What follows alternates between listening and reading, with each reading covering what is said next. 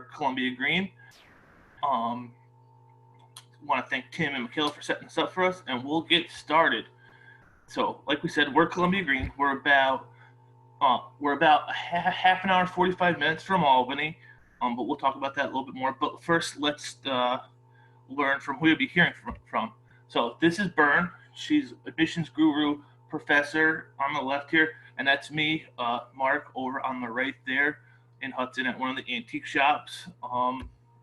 So you may be wondering where Hudson is. It's right over the Catskill Bridge in a pretty cool part of Columbia County. Home of, you might have heard of the Hudson Valley School of Art. That's Frederick Church's historical home there on the left. Olana, lots of hiking. That's Catskill Falls. Plenty of hiking in both Columbia and Greene counties. I've done a lot of the stuff over in Columbia County, not so much on the Greene County side. Then there's also a lot of skiing that goes on in our two counties. Catamount is not far, and then Hunter and Windham also pretty close to the college. So a super cool part of the state, kind of underrated, but definitely a nice place to be. So what is Columbia-Greene? It's more like who is. I mean, a community like that can only be what of the people it's made up of.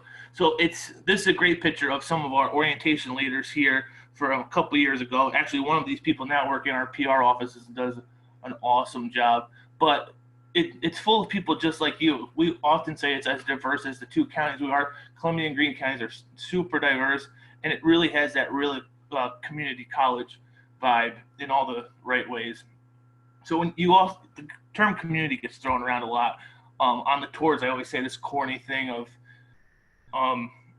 we put the community back in community college, but it's true. Right in the center here, you'll see that we have a pretty robust food pantry. This is part of the mobile food pantry where people can drive up, pick up food, for people, not only students, but also members of the community. We know how hard it can be. You can't learn, you can't do well on an empty stomach.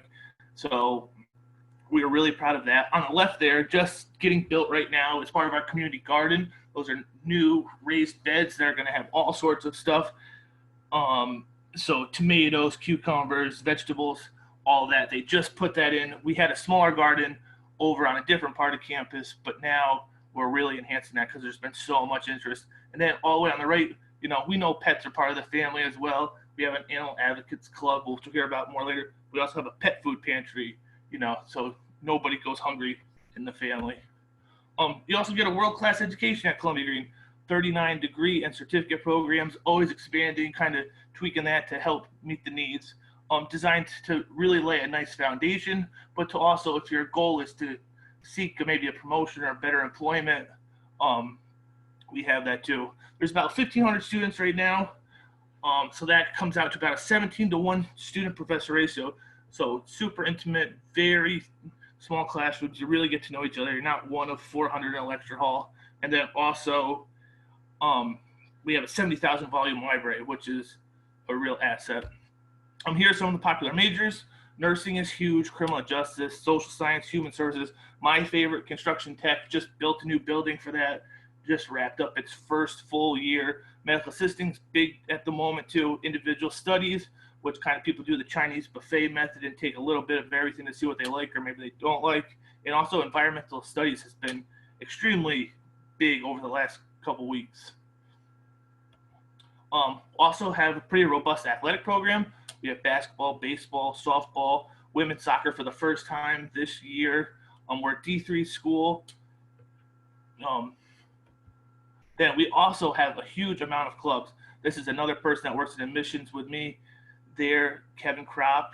He is in charge of the vet club. Over here on the right is the human service club. There's the archery club, the psychology club, lots of different clubs. And if there's a club you don't see that you want, you can always start one.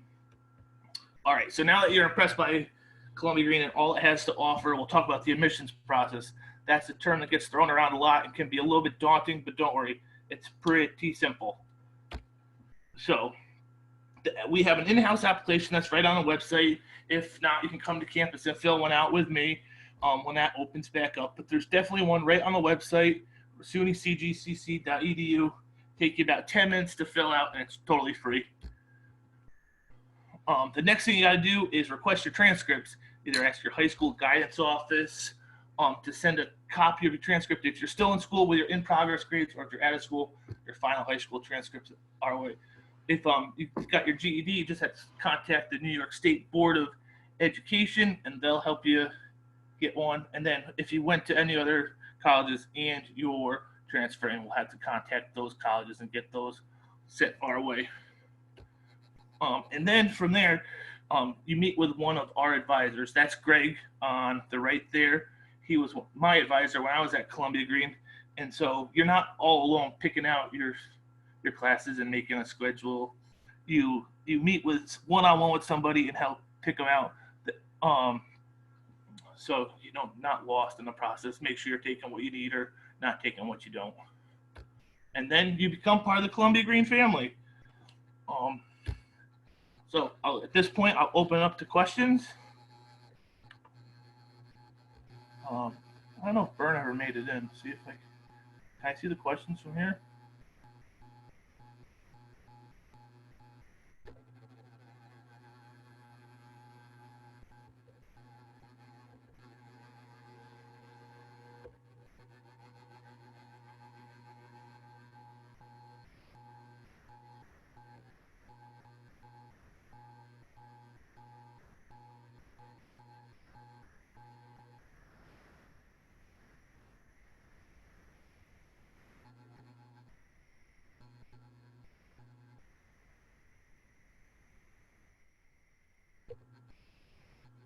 People. I am here. I'm glad to hear from you, and I'm glad you're spending some time with us on this beautiful afternoon. Does anyone have any questions for Mark and I about Columbia-Greene, the application process, majors? We're certainly happy to ask. See a question about food service. So we definitely have a full-blown cafeteria. Sean is our Chartwell's director. Think of it kind of as a deli. They have wraps, a lunch special every now and then, some pizza, things like that. The best way is to think about it as a deli.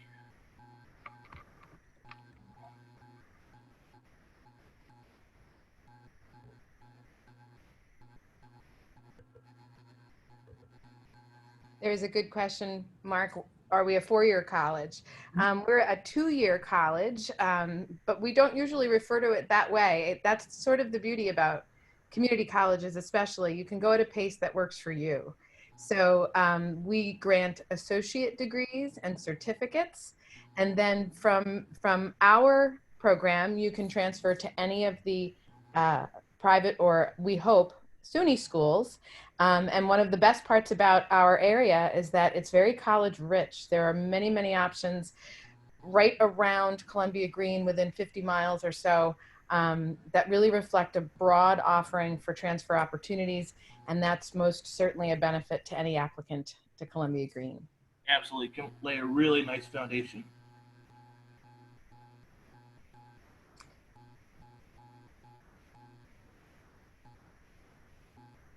Looks like there's a question. What does your tuition cover? Tuition covers just that, tuition. Books are separate, some fees for a few things, and those things are actually very important.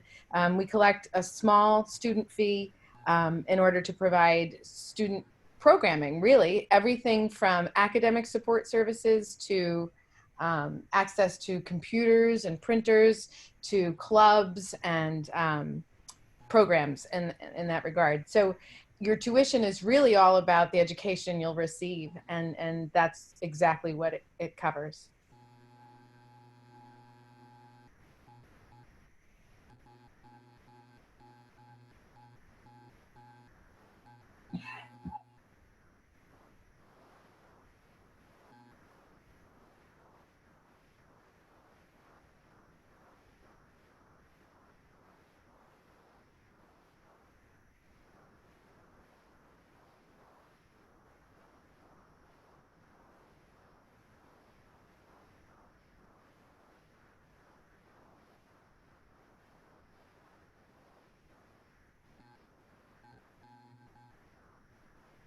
So we did have another question that came in asking about your dorms. So Columbia-Greene does not have residence halls. We're a community college. There's apartments either in maybe in Columbia and Greene County, but we at the moment do not have residence halls.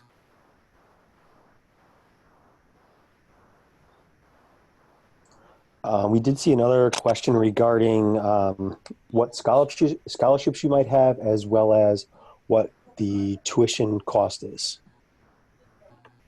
So we have a whole foundation office that goes through gathering scholarships and then distributing them. So a lot of times students can really stack up the scholarships. Pretty small applicant pool. So if you can write a killer essay and apply for them, you can often really make out 500 here, 500 there, at least get your books covered. Tuition, we always say, is about $189 per credit. I think that's how it came out for the next semester. But I definitely encourage you to write a good essay, and there is so many scholarships you can apply for. And the woman, Joan Kowick, that runs the foundation office, is just the best. She will certainly help you either tweak your essay or get that essay applied to whatever makes the most sense.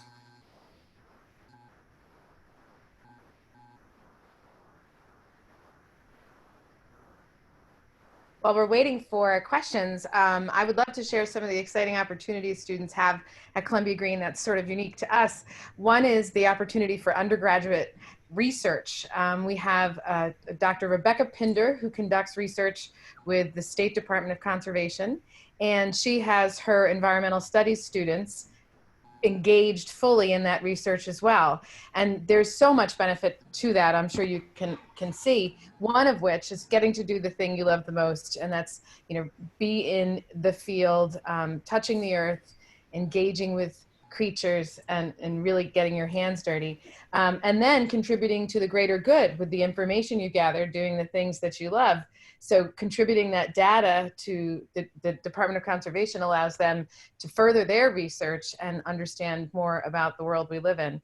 It also allows our students to start to develop a professional network that they can maintain from here right through to their professional career, and usually do with great success. And then lastly, it also allows students to have some really great lines on their transfer applications and resumes.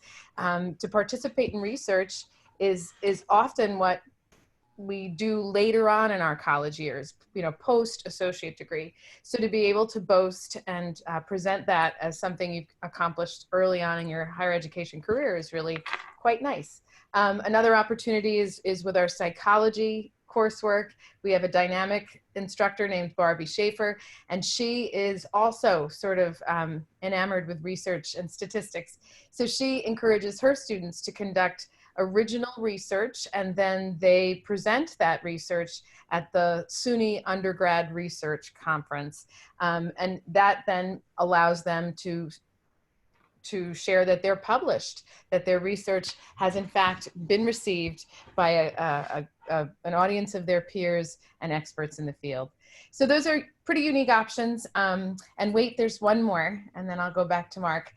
We also have a really dynamic criminal justice program with some fantastic committed faculty and students who just give back to the program as much as the program gives to them. One of the things that criminal justice offers is a field study. Unfortunately, the students this semester didn't get to go. It's usually right at the very, very end of our semester, and they head to Washington. And it's over a series of days, they meet with a considerable amount of criminal justice personnel, FBI, CIA, Homeland Security. They do ride-alongs with the Arlington Police. They take tours, they meet people, and they really, just like Rebecca Pinder's students do, they create a professional network that then serves them well forever. And so that's another unique offering for a small and, like Mark said, very community-based college. It doesn't mean you can't go far or contribute to the greater good. I'll add one thing to that. We also know that there's definitely a lack of skill-based people coming up. So we started the construction tech program, which is kind of my personal favorite. The things that are coming out of there are truly outstanding. The building is so new, I only had photos of it on this laptop, or else I would have shared them with you. but John Lombardi over there is teaching. And the last time I gave a tour through there, they were hanging doors and windows in this small home they were building. It was just exceptional. Those guys over there are doing really nice stuff. Another program that I'm involved with is nursing, one of our most popular majors. We have a very robust nursing program with a fabulous reputation in our area. You can go to hospitals as far as Albany to the north and Vassar to the south, and you hear over and over again the value of the nurse that came from Columbia-Greene. It's really a feather in our cap and a delight to be a part of. I serve as the academic advisor for the students who are working their way into the program. So I have the opportunity to watch most people really discover their niche and the great joy that it is when you find the major or the career that inspires you. So that's sort of a fun part of my job is to work with the nursing pathway students. And then ultimately the biggest, most joyous part of that role is watching those same nurses at their nursing pinnings a few years later. And then because we are such a community-based place, we often run into those nurses when we ourselves seek healthcare, and that's sort of cool too. The other programs I'm involved with are the education programs. I'm actually a faculty member in education and psychology, so feel free to ask questions about those majors as well. We provide the first 2 years that prepare you for transfer to a baccalaureate program for education. We have a fabulous model program with SUNY New Paltz. It's actually a jointly registered teacher education program, so education students that come to us are automatically, as long as they meet program requirements, considered a junior at New Paltz, no questions asked. And what a benefit that is to save some bucks, you know, get yourself prepared for the shift to your junior and senior year and ultimately find your way to the classroom. So it's an honor always to work with pre-service teachers. And then my first love was teaching, yes, but what would I teach? And it was psychology that really caught my eye.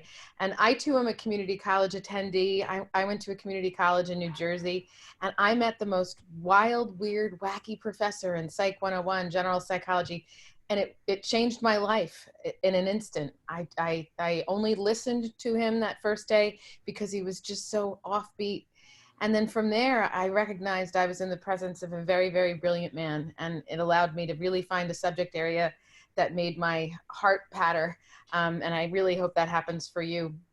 So ask Mark and I about any major for sure. He's the construction tech aficionado. I've got nursing under my belt, education, psych, but we're pretty well versed at them all.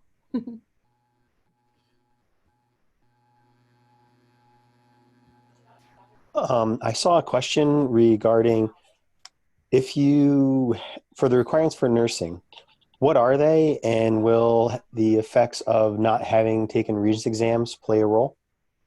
So our requirements for nursing, you need to first complete the general admissions process, like Mark laid out, sorry about that. Apply, have your transcript sent, and then we will absolutely get you on board. To get into nursing, we also ask that you attend a nursing information session, and right now we're offering those as a digital version so that our applicants can continue to gain the information they need. We can complete their files and get them set for their future.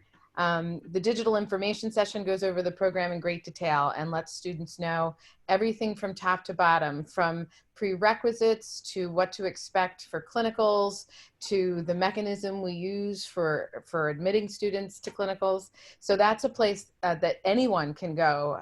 You can go to our website, find the contact for our nursing information session and email. It's free and it's really comprehensive and a great way to find out about the program.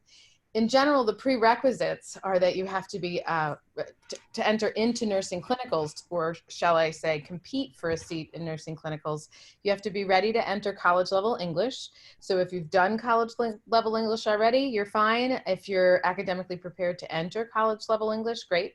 The same goes for college level math, and in particular to nursing, you have to be ready to enter statistics. And then you have to be ready to enter anatomy and physiology 1.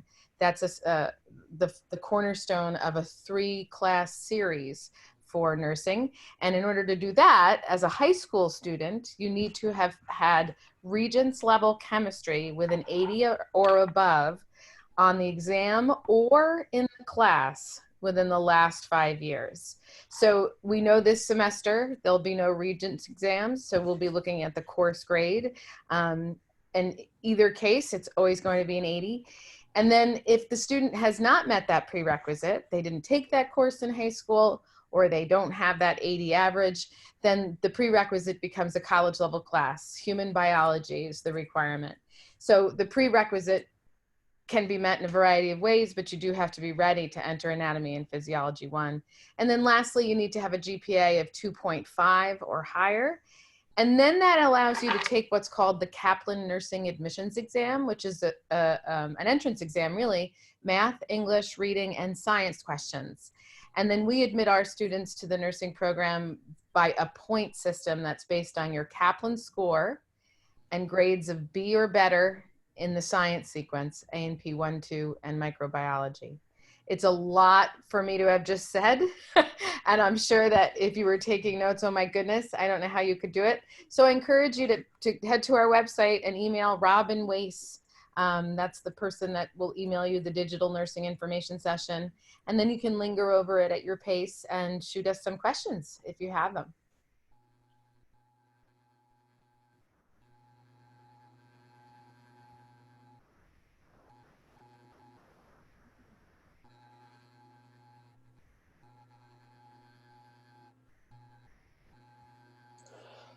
Another question I saw is, what is the student life, student experience like?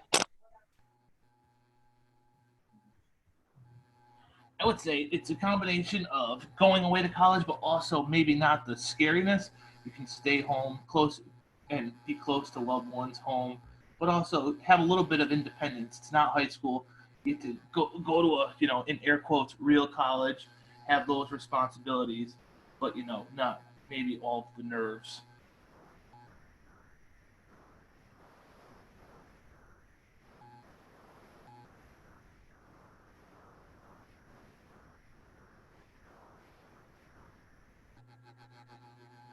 I think we missed one of my another one of my favorites, the fine art program. We kind of glossed over, but that is another exceptional program that just got a big shot in the arm. Got a new digital design certificate that seems to be extremely popular.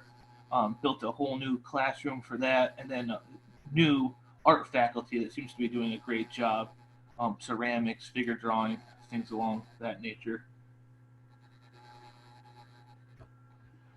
That's another great part about our campus too, is that we enjoy plenty of gallery space and many, many great artists in the Hudson Valley whose art is shown. So our fine arts program is supported by an arts community outside of our campus that really makes that a special program for sure. And there's nothing like doing it at the foothills of Olana, Frederick Church's school. And our campus is very literally up against Olana. You can take the trail from campus up the other side of the little mountain that Olana sits atop. It's a stunningly beautiful campus. And when my parents came to visit, years and years ago, they said when they set foot on our campus that it felt like a really beautiful private school. And I said, I suppose we'll take that as a compliment, but public schools are beautiful too. And there we were standing in our campus. It's such a beautiful place. Speaking of the beauty, lots of our faculty, staff, and students enjoy running in the hills and around our campus. Our campus is also right up against the new Hudson River Skywalk, which goes from Olana on one side to Oh, Mark, help me out on the other side. What is it? It's the Thomas Cole. I got it. Thomas Cole. The Thomas Cole house. You walk across the Rip Van Winkle Bridge. It's about a mile-long flat bridge, and you've got a stunning view of the Catskills when you walk from the Hudson side, and an amazing view of Alana when you walk from the Catskill side. And all of that is very literally in walking distance from our campus, and it's part of the community we use almost every day. You can find people walking there or running on the trails.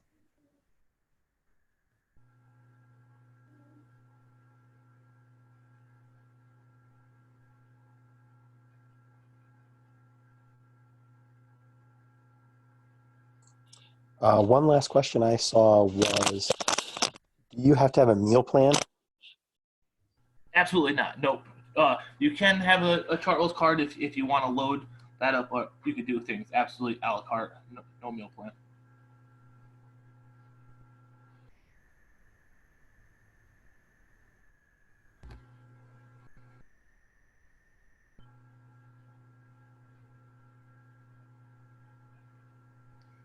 I think the majority of our students are commuters. Well, they're all commuters. We don't have residence halls, but by commuters I mean they're driving themselves in their cars. We have very minimal public transportation, but there is some. So a lot of students do eat on campus because they come and they kind of stick around and do their classes and then head on out. But we also have an area that has microwaves, and plenty of students bring their own lunches too. And the meal time, if you will, at the college, that lunch hour is usually the most popular time and place as a non-dormitory, institution. The mealtime is also a time when we have clubs that are available and meeting, and we have entertainment. This past semester, we had game shows a couple of times. Those are always fun. We usually have a hypnotist. We've had bands and singers and comedians and jugglers and inspirational speakers. So during that meal time, it's not just, eat and dash back to a class. It's often a time where you're connecting with fellow students, you're meeting with faculty and staff, and you're engaging in some fun and stress release. So we really do encourage you to come and participate in all of the offerings in that regard too. We also have the kindest staff ever in our cafeteria. Yeah, we really do. We really do. We're very lucky. They know all the students too, and they'll make you special things.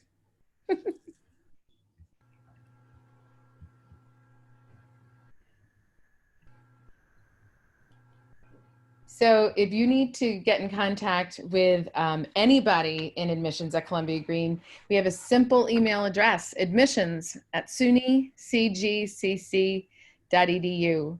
You can reach me at any time too. I'm more than happy to answer questions. My last name is Bendel. That's B as in boy, E-N, D as in dog, E-L. And you can also find me at sunycgcc.edu. At this point, that's probably the easiest way to contact admissions or me. And then Mark, you want to share your email or contact info? Yeah, absolutely. The easiest way to get a hold of me is my name, Mark, M-A-R-C, .Miller, M-I-L-L-E-R, and the same address at sunycgcc.edu. Always excited to get emails.